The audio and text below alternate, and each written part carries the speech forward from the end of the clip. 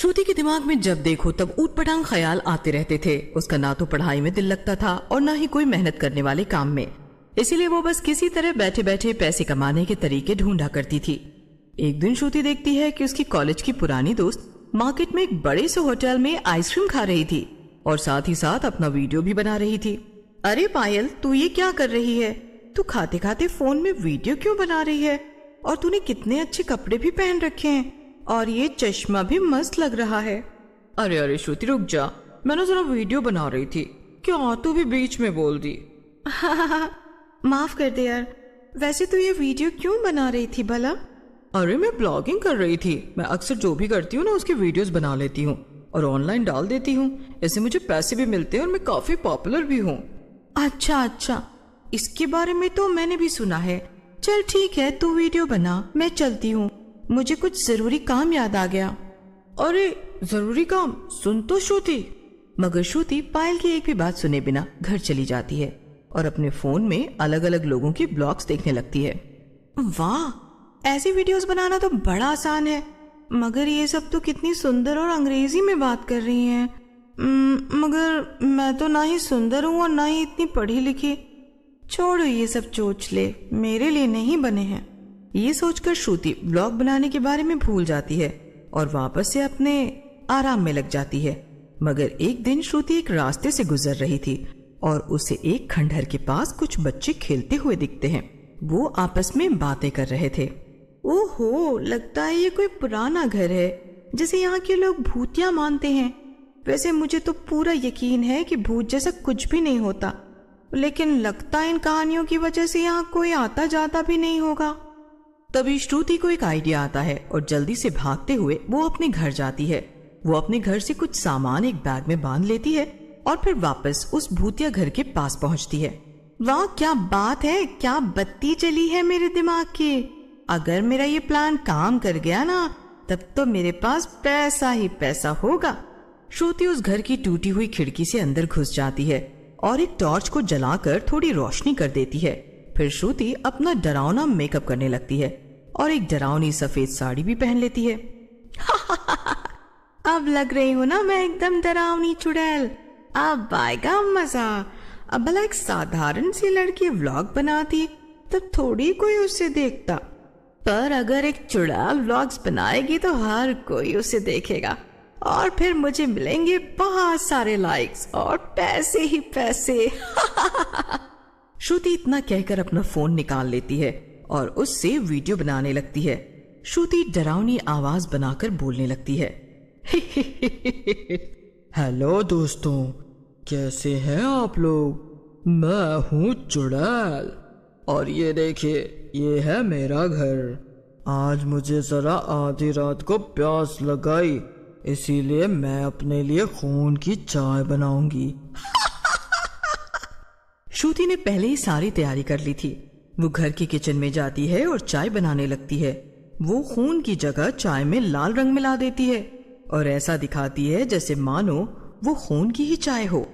तो दोस्तों, बन गई मेरी खून की चाय। अब मैं जा रही हूँ अपने खून की चाय पीने और उम्मीद है आप लोग मेरे व्लॉग्स को ढेर सारा प्यार देंगे।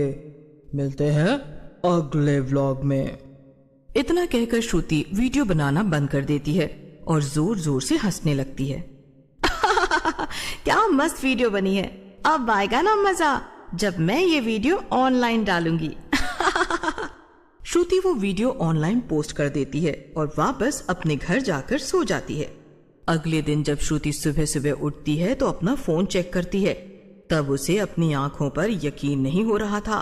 रात भर में उसके वीडियो हजारों लोगों ने देख ली और कई लोगों ने उसे यानी चुड़ैल को फॉलो भी कर लिया था। अब तो बस श्रुति और नई नई वीडियोस डालने के लिए बेकरार थी। कई दिन तक ऐसे ही चलता रहा। श्रुति रोज रात में उस पुराने खंडहर में जाकर चुड़ैल बनकर वीडियोस बनाती और उन्हें अपलोड कर देती, जिसके बाद कई लोग उसके व्लॉग्स को देखते। कुछ ही दिनों में ब्लॉगर चुड़ैल पूरे शहर में ही नहीं पूरे देश में मशहूर हो गई थी। मगर एक दिन जब आधी रात को श्रुति उसी भूतिया घर में किचन में खड़ी होकर वीडियो बना रही थी, तभी उसे कुछ आवाज। अरे ये क्या, ये आवाज कैसी? ऐसा लगा मानो कोई खिड़की से घर के अंदर कूदा हो। श्रुति बाहर वाले कमरे में जाकर देखती है तो वहां पर कुछ लड़के खड़े थे। असल में वहां 3 लड़के खड़े थे और वो तीनों भी ब्लॉगिंग करते थे। मगर जब से चुड़ैल ने ब्लॉगिंग शुरू की, लोग सिर्फ उसी के ब्लॉग्स देखते थे। इसीलिए इन्हें लगता था कि अगर कोई इंसान नकली चुड़ैल बनकर ब्लॉग बना रहा है तो ये उसका काम तमाम कर देंगे। अरे यही है ना वो लोकेशन जहां पर वो चुड़ैल अपने व्लॉग्स बनाती है। आज हमें पता चल ही जाएगा कि ये चुड़ैल सच में है या कोई इंसान पूरे शहर को बेवकूफ बना रहा है। हाँ यार सही कहा, चलो जल्दी से ढूंढते हैं उसे। मगर तभी तीसरा लड़का श्रुति को खड़ा देख लेता है और जोर जोर से चिल्लाने लगता है। अरे सब सच है, वो देखो वो रही चुड़ैल, अरे भागो यहाँ से। अरे रुक जा यार, ये तो कोई चुड़ैल नहीं लगती, इसके तो पैर भी सीधे हैं। ये तो इंसान है, इसने सबको बेवकूफ बनाया। अरे पीटो इसे, इसने कितने सारे लोगों को बेवजह डराया है। आज इसकी जमकर कुटाई करेंगे तो इसका दिमाग ठिकाने आ जाएगा। आज के बाद ये ब्लॉग बनाने के लायक नहीं बचेगी। तभी एक लड़का पास पड़ी एक बड़ी सी कुर्सी उठाता है और श्रुति के सर पर दे मारता है। इतनी देर मार खाने से श्रुति मर जाती है। वो लड़के उसे देखकर डर जाते हैं। फिर तीनों लड़के डर के मारे वहां से भाग जाते हैं। लेकिन दूसरी तरफ श्रुति मरने के बाद सचमुच ही एक चुड़ैल में बदल जाती है। वो खुद को मरा हुआ देखकर खुद से ही कहती है, ये क्या हुआ? अब तक तो मैं सिर्फ वीडियो बनाने के लिए नकली चुड़ैल बनती थी, मगर अब मैं मरने के बाद असली चुड़ैल बन गई हूँ। अब क्या करूँ मैं?